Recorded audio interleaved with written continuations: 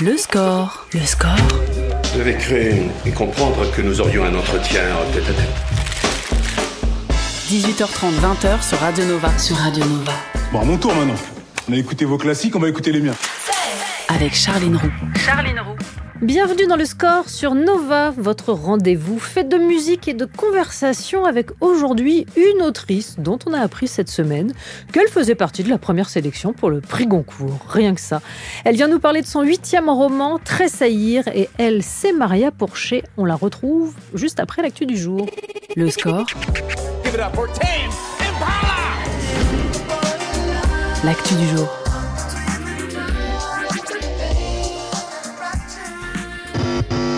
Ambiance psyché de qualité pour un vendredi de semaine de rentrée puisque Tame Impala, trésor australien, annonce un nouvel album, le premier depuis The Slow Rush en 2020. Alors l'homme derrière le projet, Kevin Parker, pour ne pas le nommer, n'a pas été inactif pour autant puisque on l'a entendu sur l'album de Justice, Hyper Drama.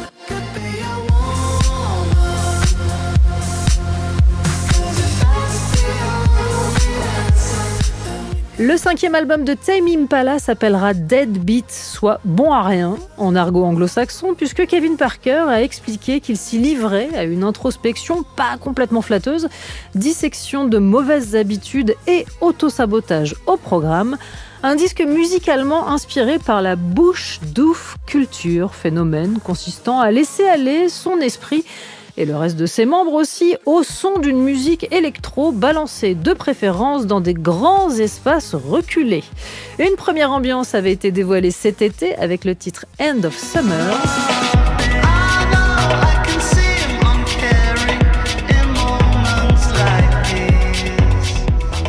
End of Summer, soit 7 minutes pour voyager. Et pour une trance plus long format, il faudra attendre le 17 octobre et la sortie de l'album Dead Beat. Mais Tame Impala vient de dévoiler un nouveau single, Loser. Alors pas complètement perdant puisque le clip bénéficie de la présence de Joe Carey, soit Daddy Steve dans la série Stranger Things.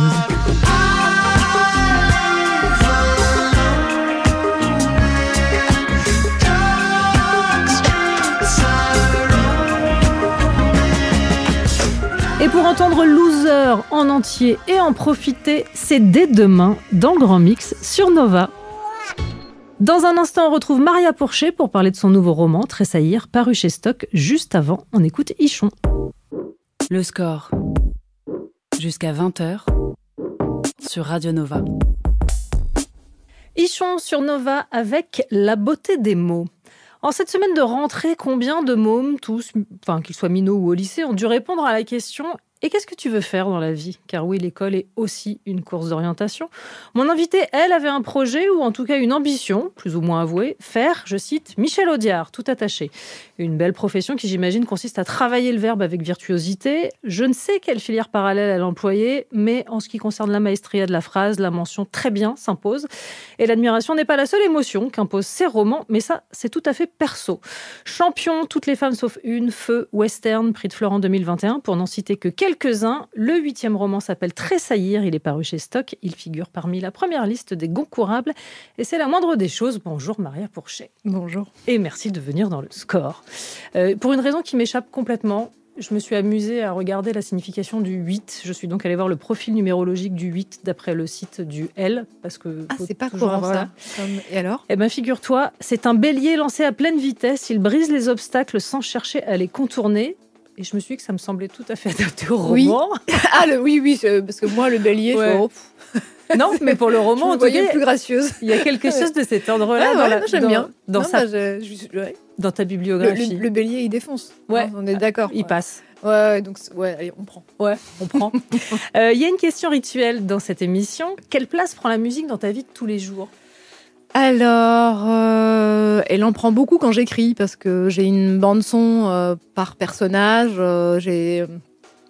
Si j'écris une époque qui se situe à la fin des années 90, comme typiquement une partie des réminiscences de la narratrice de Tressaillir, je vais écouter une playlist des années 90. Ouais. Donc vraiment, ça fait partie du geste. Et sinon, c'est un arrière-plan continu. Je fais pas partie des gens qui vont écouter des morceaux au casque avec rigueur, culture et attention. mais ça baigne la maison. Je fais écouter des choses à mon fils. Il y a une question que j'aime bien poser ici, qui est d'ordre un peu perso, mais que je trouve toujours rigolote. Quand tu vas mal, est-ce que tu es de l'équipe qui écoute des chansons horriblement tristes, histoire de bien se mettre dedans, ou plutôt un truc un peu up-tempo pour se remettre dans un bon... Non, j'ai malheureusement pas ce réflexe vital. Non, moi je précipite le problème avec Creep, voire avec le Stabat Mater de Pergolèse, quand vraiment il n'y a plus rien. Non, je sais pas, j'ai une grande complaisance avec la musique triste et qui parle au darkness. Je vois bien, même équipe. Je t'ai laissé choisir des titres dans les playlists de Nova. Pour démarrer, tu as opté pour Amy Winehouse et Rehab. On écoute et on en parle juste après. Le score sur Radio Nova. Beyrouth sur Nova avec Nantes, un titre qui, mes souvenirs sont bons, plaît beaucoup à Maria Pourchet. Ah oui, merci, je m'y attendais pas, ça fait vraiment partie de mes trésors, ça. Ouais. Ah ouais. C'est pas si fréquent de citer ce groupe. Mais je ne suis pas fréquente. Non, c'est vrai, c'est tout à fait singulière, évidemment. On parle aujourd'hui de Tressaillir, ton 8e roman paru chez Stock, figuré dans cette première liste du Goncourt pour l'ego. Je ne sais pas si c'est à l'ego que ça parle. Ou ça si parle à tout. Hein. Ça parle à l'ego, au narcisse, à la petite fille qui a voulu écrire à 6 ans, mais qui ne savait pas quoi. Et comme vous avez eu la bonté de le rappeler, mais j'avais écrit sur l'affiche en CP que je voulais être Michel Audiard en un seul mot. Parce que mon père, un jour, m'avait dit, j'entendais rire devant des dialogues de films. Et j'ai demandé, mais qui est-ce qui écrit ça? Et il me dit, là, c'est Michel Audiard. Et pour moi, c'est devenu un synonyme de dialoguiste très longtemps. Parfait. Voilà, donc ça parle à tout ça. Je pense que ça parle encore plus fort quand on l'a. Ouais. Là, c'est que la première sélection. Hein, on est 15. Hein. On est 15 sur le banc et il y a des sélections. Alors, est-ce que, par exemple, comme Gary Ajar, possibilité de trouver un alias pour un éventuel doublé par la suite? Dans un deuxième temps. Chaque chose en son temps. Après, ça a mal fini cette histoire. Hein, donc, je sais pas. 13 lauréates depuis 1903 pour ce prix Goncourt. 5 femmes sur les 15 de la première liste cette année. Ça t'évoque quoi? On progresse. Ouais. Après, encore doucement, faut-il nous les donner. Ouais, au bout d'un moment. Donc, parlons de Tressaillir paru chez Stock. Je le disais, le livre démarre ainsi. Michel arrose les plantes, mal, en tout cas selon les consignes qu'elle se récite. Et puis, je cite, « Sirius est rentré plus tôt. Je n'ai pas eu son message, cache ta joie. Il a récupéré Lou à la danse, embrasse-moi quand même. Alors ce nouveau dermatologue, Lou, les chaussures, la douche. Le nouveau a une idée pour mes plaques, un laboratoire suisse. J'ai arrosé. Tu as vu le rosier? La taille des boutons. Je réchauffe les lasagnes ou tu? Non, très bien. Lou, les mains, les chaussons, à table. » Le quotidien est de manière immédiate une sorte de péril. Est-ce que ça a été un point d'entrée? Le point d'entrée pour moi se situe à partir du moment où cette femme dit « je pars ». En fait, là, ce que vous avez lu, c'est le prologue, en fait. C'était une espèce de rétro-éclairage dont j'avais besoin. Mais sinon, moi, j'aurais commencé le livre par « je pars ». Moi, je trouve que c'est une super entrée en matière. Ah bah, mais ça va faire plaisir à mon éditrice parce qu'elle y tenait. Elle me dit non, il faut qu'on ait une couleur de ce qu'elle quitte. Mais moi, ce que je voulais raconter, c'est ce qui s'ouvre à une femme quand elle a pris la décision elle-même de s'arracher. Et j'insiste sur le s'arracher parce que c'est une expérience d'une très grande violence à laquelle on n'est pas préparé puisque on s'attend à ce qu'on nous a raconté. C'est-à-dire le temps pour soi, la liberté, ça va peut-être être ta meilleure vie et tout. Ça le devient certainement. Mais ce geste-là, qui est presque un geste politique au regard de l'histoire des femmes, de reprendre sa liberté, je ne sais même pas si cette expression fonctionne, et dans un deuxième temps de refaire sa vie, encore une autre expression qui a l'air inoffensive comme ça, mais qui suppose une force décuplé qu'on n'a pas forcément à ce moment-là. Il s'agit vraiment de refaire en plus. Voilà, je voulais vraiment parler de cette étape-là de la vie des femmes, parce que je crois que j'aurais beaucoup aimé lire, moi, des récits qui me ménageaient pas forcément sur cet épisode de la vie.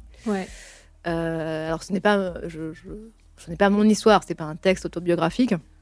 Michel n'est pas moi, mais je la charge d'énormément de choses. Ouais. Je la charge de mon enfance, déjà, comme ça, c'est pas du tout par paresse, parce que ça m'a permis, moi, de régler certaines choses. Mais pour toute la vie adulte, c'est pas mon histoire, mais ce sont toutes mes émotions, tous mes effrois, toutes mes peurs, au moment où j'ai été la première femme de ma lignée Ouais. à faire ça. À partir. Oui. Alors c'est intéressant s'arracher parce que comme tressaillir, c'est un verbe qui a 2 entrées. Il y a le propre et puis le figuré dans le langage d'aujourd'hui. S'arracher pour faire quelque chose, ça veut dire vraiment faire de son mieux, quoi. Ouais. Oui. Alors j'avais pas du tout celui-ci en tête. Non, moi, tressaillir, c'est un super titre. Je trouve. Oui, s'arracher, c'est marrant. Oui, effectivement, c'est faire de son mieux, s'arracher. J'avais complètement oublié. Mais oui, mais merci. Mais de rien. Après Beyrouth, un autre petit cadeau. Et ben on va continuer, il y en aura plein d'autres de cadeaux. On continue de parler du roman dans un instant. Juste avant, petite pause musicale, on écoute un titre que tu as choisi, en l'occurrence The Doe, avec On My Shoulders.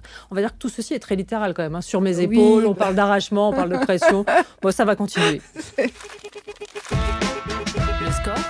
score sur Nova, sur Radio Nova.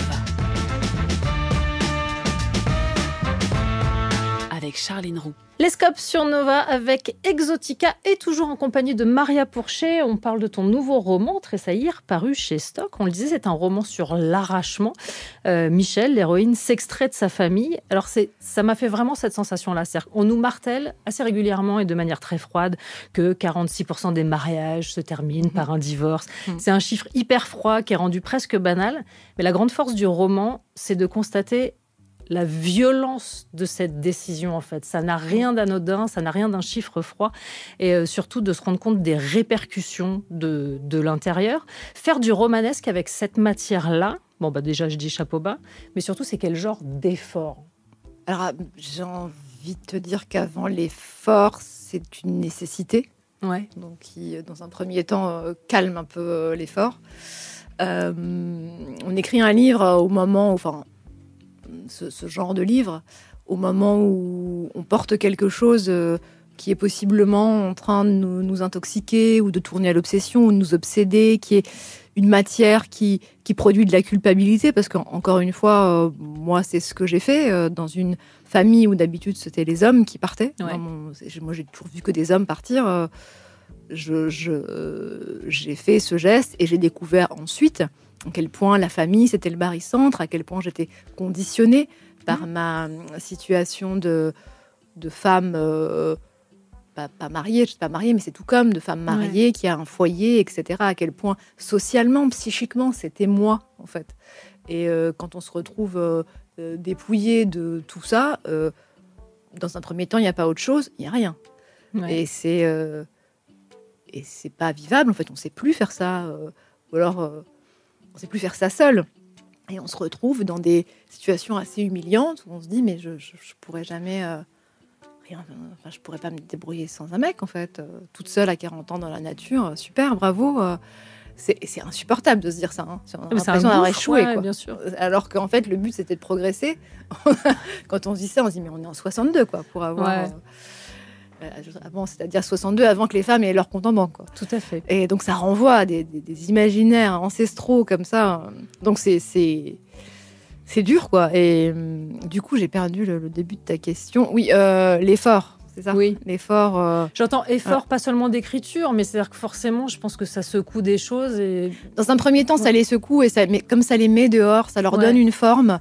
Ça les éloigne de toi, en fait. C'est vraiment un geste très primal d'écriture, comme dans un premier temps, comme en CM2, tu pouvais écrire dans un journal en disant je déteste Priscilla parce qu'elle est plus copine avec Ludivine, elle me parle plus, quoi. Ouais. Mais c'était des choses, c'était des souffrances vraies quand on était gamine. Ça libérait quelque chose de les écrire.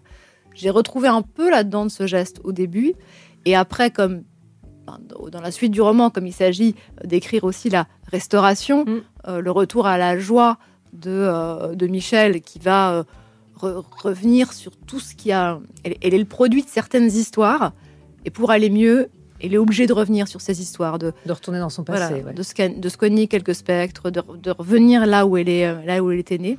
Et donc, à mesure que ma narratrice va mieux, je vais mieux.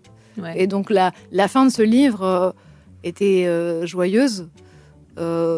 Écrire la fin, parce que la fin est réelle. Le dernier cadavre qu'elle trouve, au sens figuré et un peu au sens propre, et c'est un fantôme qui a pesé et qui pèse encore énormément sur ma mémoire personnelle, je crois sur la mémoire collective aussi. Donc ça, ce paragraphe-là a été physiquement, ces chapitres-là ont été physiquement très très durs à écrire. Mais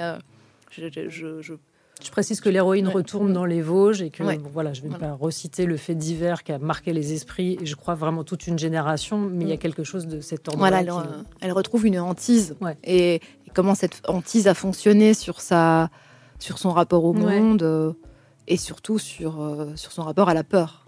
Qui est son principal trait de caractère, avoir peur. J'ai pas précisé que l'héroïne est autrice. Oui, pour enfants. Et ce qui est quand même aussi l'occasion, justement lors de ce retour dans les Vosges, de malmener un peu le statut d'écrivaine. C'est pas tant le malmener que j'avais envie de... Parce qu'elle est confrontée à des lycéens, qui ne sont pas passionnés ni admiratifs. Voilà. Non, il s'agissait vraiment de restituer, pour le coup, encore des expériences que j'avais vécues comme auteur dans des lycées et dans des collèges, où effectivement, on mesure la relative dégringolade qui s'est produit dans l'imaginaire collectif, que l'écrivain a subi dans l'imaginaire collectif entre le moment où moi, j'avais pu recevoir des écrivains au lycée avec les classes de français quand j'étais... quand j'étais élève, ça nous était arrivé aussi. Quand je me souviens de la fascination avec laquelle on les regardait, on est très très loin de ça. Ouais, c'est tout à fait relatif en ce qui concerne l'admiration. Oui, voilà, ils nous demandent combien on gagne, ils ne comprennent pas pourquoi on le fait. Ouais. Une héroïne qui s'appelle Michel, ce qui est déjà pas banal dans nos générations. Son mari s'appelle Sirius, soit l'étoile la plus brillante du ciel après le soleil. Ça situe déjà une forme de déséquilibre dans le rapport, on est d'accord. Oui, voilà, il y avait effectivement, il y en a une qui a un prénom classique et désuet. Ouais. Qui peut paraître cool tellement il est comment on dit, suranné. Ouais, mais kitsch. Voilà. Ouais. Je cherchais. Et lui qui a un prénom effectivement galactique, quoi. Ouais. On poursuit la conversation dans un instant. Je te soumettrai à quelques dilemmes, car oui, on n'est pas là que pour être sympa. C'est la vie, ça. Bah oui. Ouais. On écoutera aussi Manu Chao et tout ça. Ce sera juste après la pub. Le score. Jusqu'à 20h sur Radio Nova.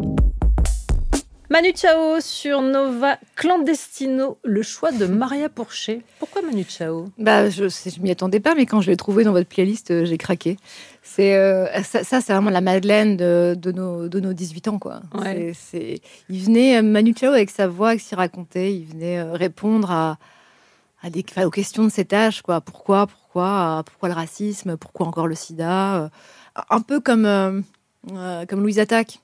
C'est de ce même clan-là. Et ces voix, moi, elles me feront toujours... C'est des copains, quoi. Et lui avait ceci de particulier, c'est qu'il venait, il racontait et il repartait. Et il disparaissait. J'ai jamais vu de concert de Manu Chao. Non, mais je dirais, comme il n'était pas en France, il faisait des allers-retours, il y avait un truc un peu mystérieux. Qui revenait, qui repartait. On se demandait même s'il existait, quoi. C'est l'heure de jouer au Tu préfères. Alors, je ne sais pas si tu es de nature joueuse dans la vie. Oui. Là, c'est quelques dilemmes, il va falloir trancher. Je dis pas que ça va être et en plus, très sympa. Je suis bonne joueuse. C'est vrai ? Ouais. Ah ouais. J'aime le jeu plus que le... Ah ouais, alors que moi, j'aime la gagne. Je sais. C'est un gros souci.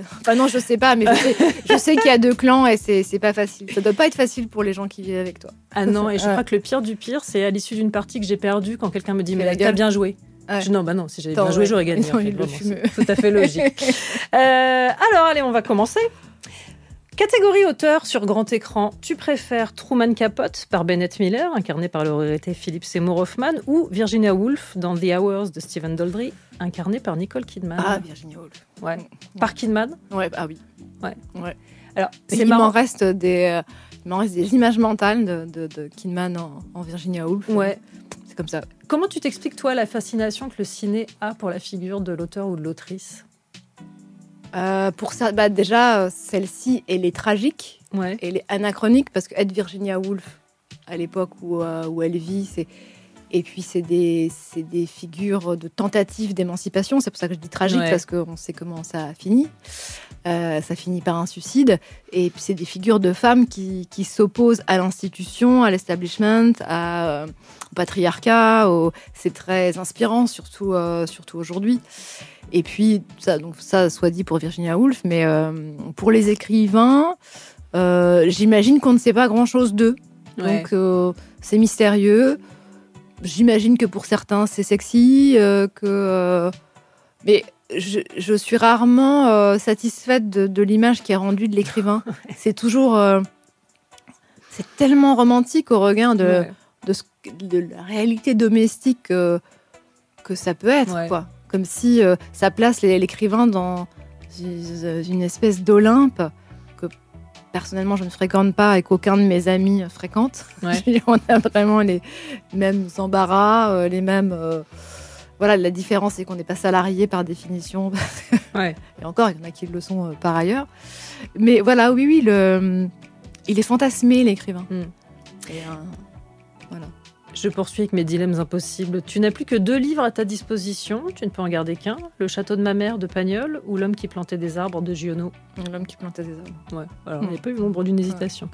Épopée cosmique, tu te sens mieux dans Tree of Life de Terrence Malick ou dans Le Dune de Villeneuve d'après Herbert? Alors, Tree of Life, pour moi, ça, je peux le regarder en boucle, sans le son, avec le son. Ça fait partie de mes... À chaque fois que je dis ça, on me dit, mais t'es folle, tu te souviens, il y avait quand même un plan de Diplodocus affreux. Et donc bah voilà, moi, je sais pas, ça a été une expérience mystique, Tree of Life, parce que ça me raconte ma mystique. On a la même, en fait, Terrence et moi, je pense. Très bien. Catégorie bureau et série, tu préfères intégrer celui des légendes de Rochant ou The Office? Alors, je connais pas assez The Office. C'est toute l'absurdité de la vie en open space avec un patron délirant.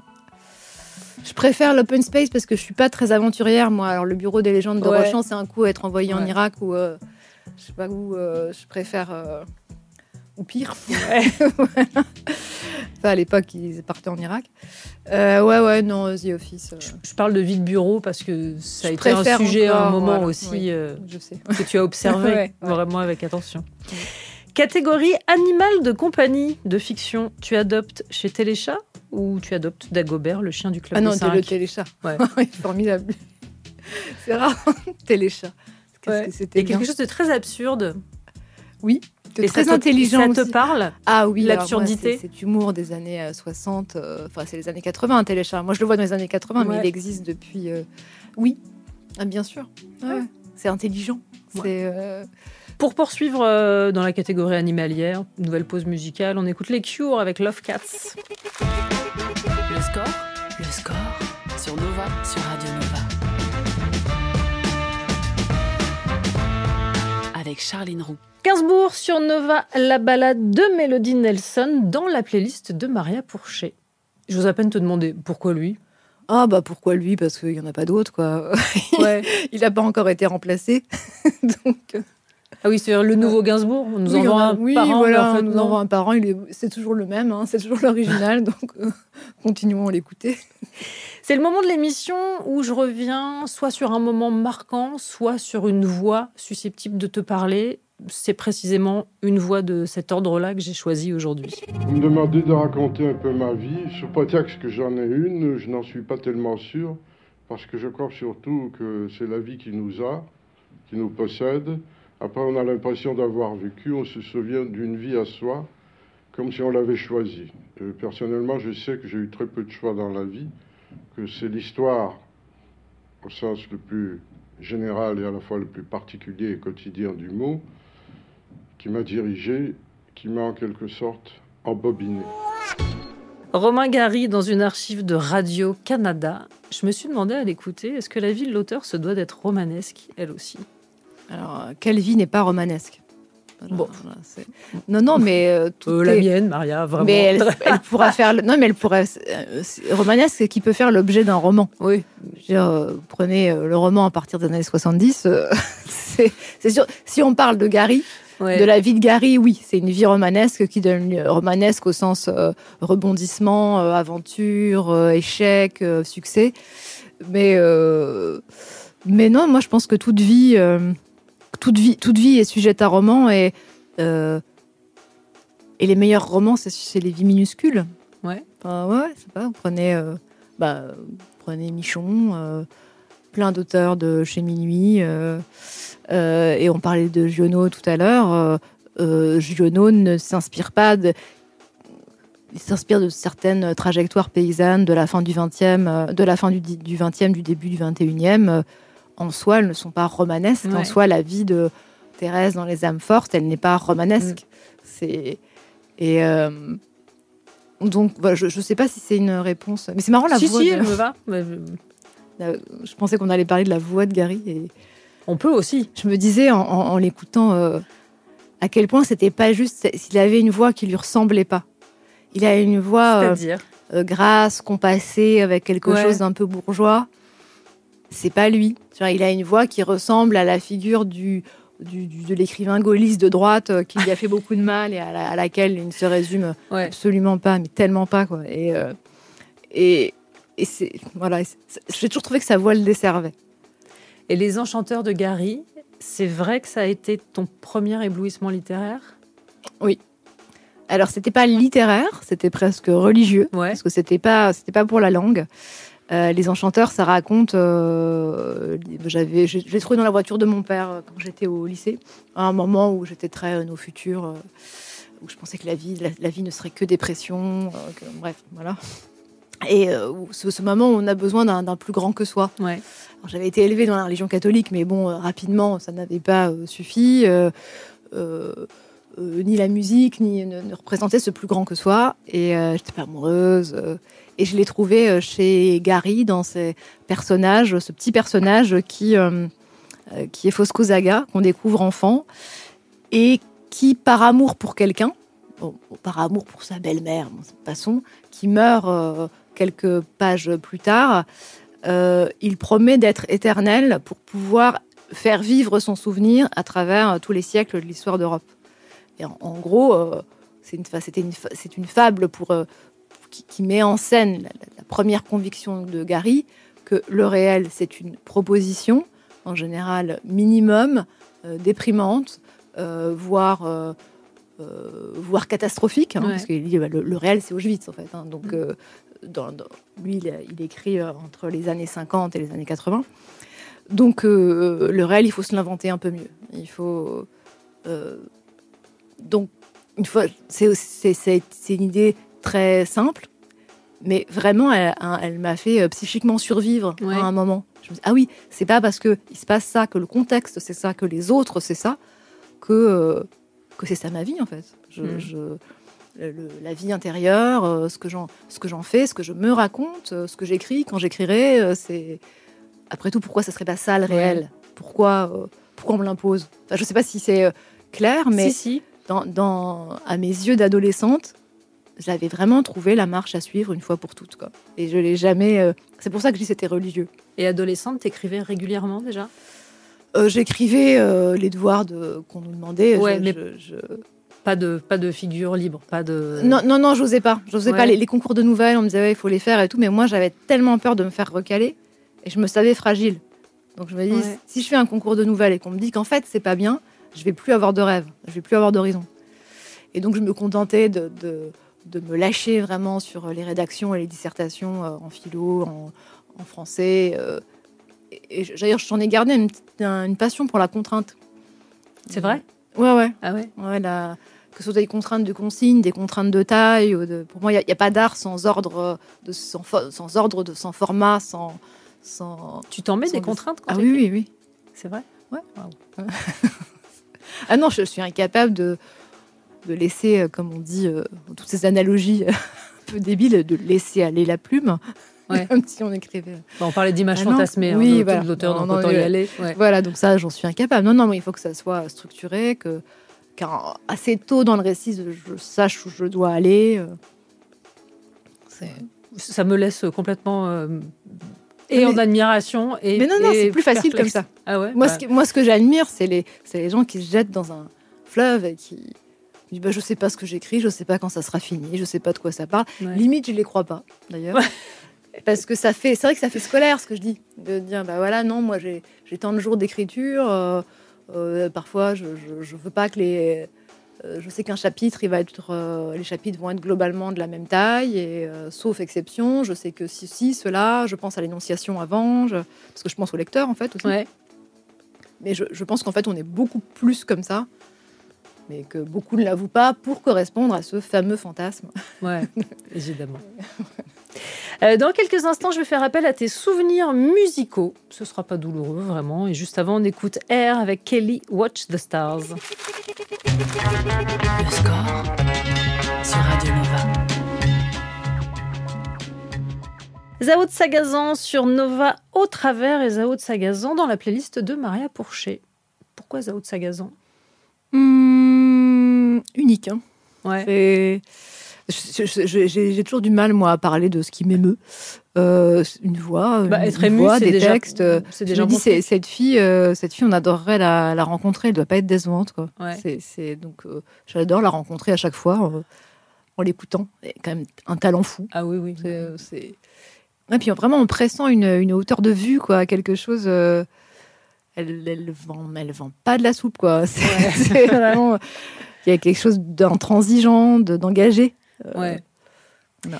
On parle aujourd'hui de Tressaillir, ton 8e roman paru chez Stock. Et quand je suis remontée un petit peu dans ta bibliographie, et qui plus est en lisant celui-là, je me suis dit que faire exploser les choses, ou en tout cas faire péter les cloisons, si je peux me permettre, c'est un motif assez récurrent dans ton œuvre. Est-ce que je me fourvoie ? Du tout.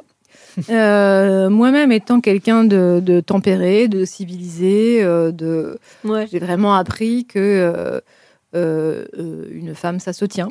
Voilà.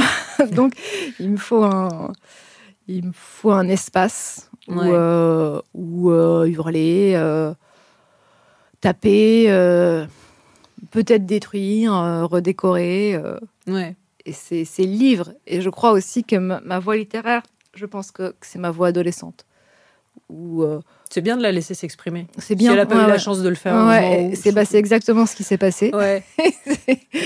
Et donc, c'est pour ça qu'il y a souvent un adolescent dans mes livres. Alors, parce que même quand je commence avec une femme de 40 ans, mais elle va retrouver son adolescence, la sienne, et elle va même se trouver en face d'une adolescence. Absolument génial. Voilà, d'une adolescente en miroir. Ouais.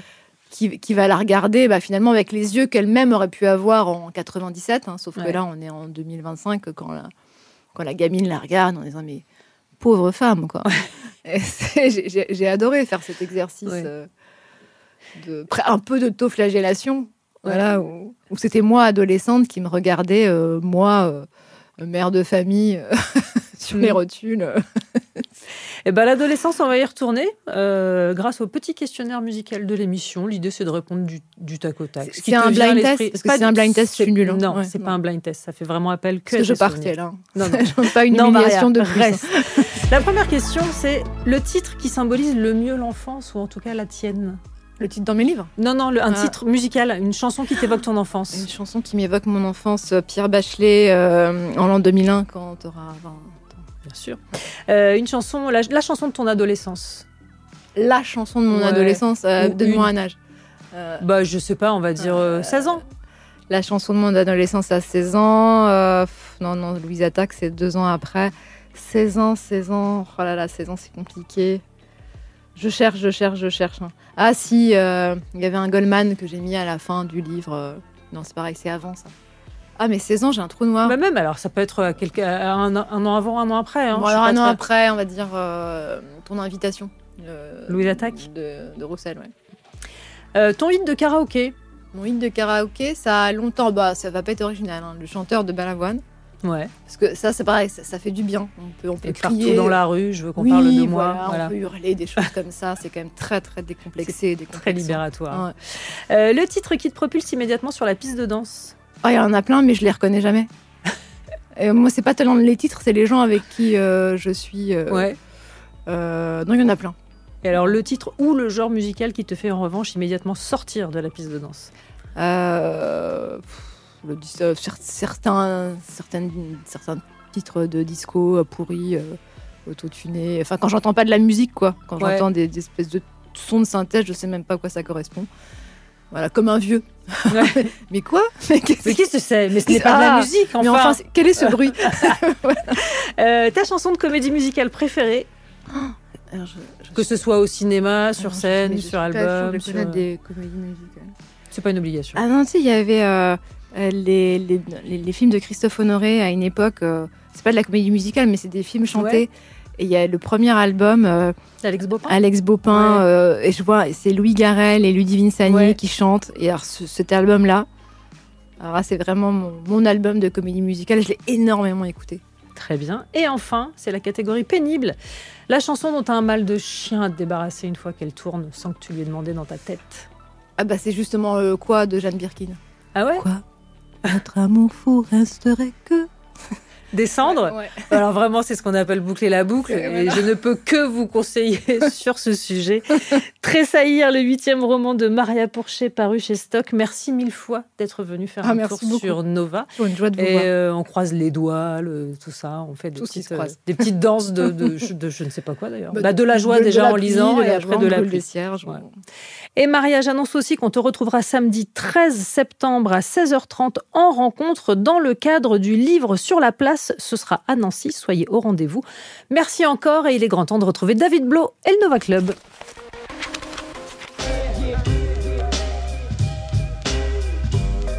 Le score sur Radio Nova. À retrouver en podcast sur nova.fr.